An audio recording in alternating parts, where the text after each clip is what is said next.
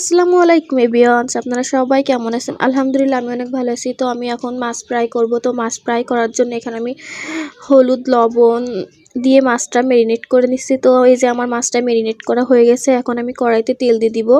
তো এই যে কড়াইতে আমি তেল দিয়ে দিচ্ছি, তেলটা গরম হয়ে এসেছে। এখন মাছটা আমি তেলের ভিতর ছেড়ে দিব। তো এই যে মাছটা আমি কড়াইয়ের ভিতর ছেড়ে দিয়েছি। তো এই যে মাছটা হতে থাক।